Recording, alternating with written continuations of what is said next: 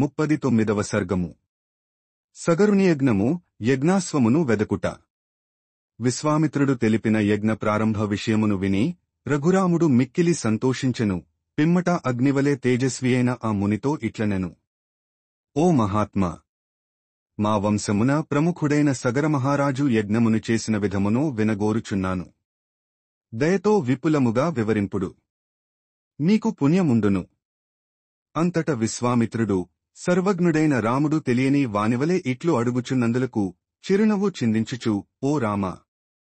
మహాత్ముడైన సగరుని యజ్ఞ వృత్తాంతమును వివరించెదను వినుము అని పలికెను. హిమవంతుడను పర్వతరాజు శంకరునకు మామ. హిమవత్ పర్వతమునకును వింధ్య పర్వతమునకును మధ్య ఎత్తైన గిరులు ఎవ్వియును లేకుండుటచే ఆ రెండును పరస్పరము చూచుకొనుచున్నట్లు ఉండెను.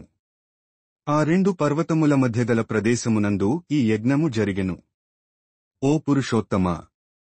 ఆర్యావర్తము గా ప్రసిద్ధికెక్కిన ఈ ప్రదేశము యజ్ఞకర్మలకు అనువైనది. నాయన రామ! మహారథుడైన అంశుమంతుడు శక్తిమంతములైన ధనుర్బాణములను ధరించి సగరుని ఆజ్ఞానుసారము ఆయన యజ్ఞాశ్వమును అనుసరించెను. ఇంద్రుడు మాయామయ శరీరమును దాల్చి ఉగ్ధ్యము అను పర్వదినమునందు యజ్ఞమును ఆచరించుచున్న ఆ సగరుని యొక్క యజ్ఞాశ్వమును అపహరించెను. ఓ రాఘవ! ఆ యజ్ఞాశ్వము అట్లు దొంగిలింపబడగా మహాత్ములైన ఋత్విజులు అందరును సగరునితో ఇట్లు నుడివిరి. కకుత్స్థ వంశమునకు చెందిన ఓ సగరా! ఈ పర్వదినమున యజ్ఞాశ్వమును ఎవరో ఇప్పుడే తీసుకునిపోయినారు. ఆ హయమును అపహరించిన వానిని చంపి దానిని తీసుకుని రమ్ము. యజ్ఞమునకు భంగము కలిగినచో మన అందదికిని అరిష్టము ప్రాప్తించును. కనుక ఓ రాజా!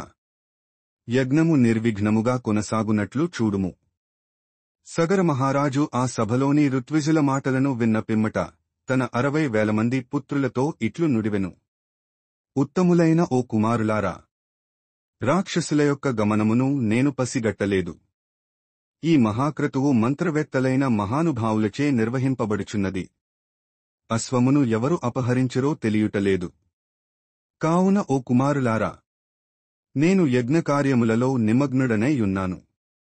అశ్వమును అపహరించిన వారు ఎటు వెళ్ళిరో తెలియదు. మీరు వెళ్ళి దానినన్వేషింపుడు. మీకు శుభమగుగాక. సముద్ర పర్యంతము వ్యాపించియున్న ఈ సమస్త భూమండలమును వెదకుడు. నాయనలారా! మీలో ఒక్కొక్కడు యోజన విస్తార భూమిని పంచుకుని అన్వేషింపుడు. ఒకవేళ ఈ భూమండలమున ఆ యజ్ఞాశ్వము యొక్క జాడ తెలియనిచో భూమిని త్రవ్వియైనను అది కనబడునంత వడకును వెదకుడు. యజ్ఞాశ్వమును అపహరించిన వానిని గూడా అన్వేషించి పట్టుకునుడు. ఇది నా ఆజ్ఞ. నేను యజ్ఞదీక్షలో ఉన్నాను. కనుక నేనును యజ్ఞ నిర్వహణలో నాకు సహాయకులుగానున్న ఋత్విజులను పౌత్రుడైన అంశుమంతుడును ఈ యజ్ఞవాటిక యందే ఉండవలసియున్నది. అశ్వమునకై వెళ్ళుడు. నీ ప్రయత్నము ఫలించుగాక. ఓ రామా! తండ్రి ఇట్లు పలుకగా మహాబలశాలురైన ఆ రాజకుమారులు మిక్కిలి సంతసించి తండ్రిగారి ఆదేశమును అనుసరించి భూమండలమును గాలించుటకు బయలుదేడిరి.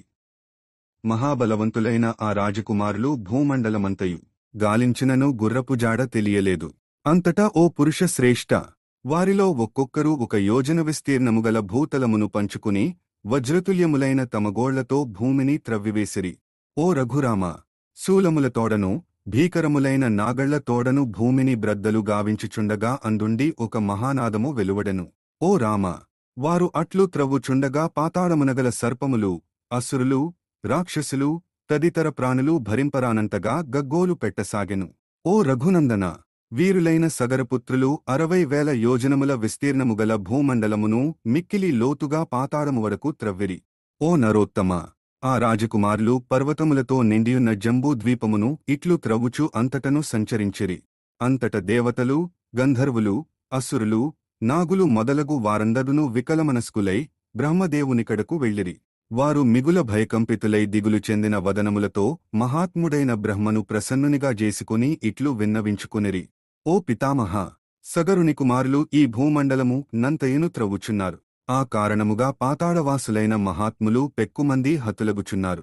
వీడే మన యజ్ఞాశ్వమును అపహరించినవాడు. వీడే మన యజ్ఞమును చెడగొట్టినవాడు అని పలుకుచూ ఆ సగరపుత్రులు సమస్త ప్రాణులను సంహరించుచున్నారు. వాల్మీకి మహర్షి విరచితమై ఆదికావ్యమైన శ్రీమద్ రామాయణమునందలి బాలకాండమునందు 39వ సర్గము సమాప్తమ.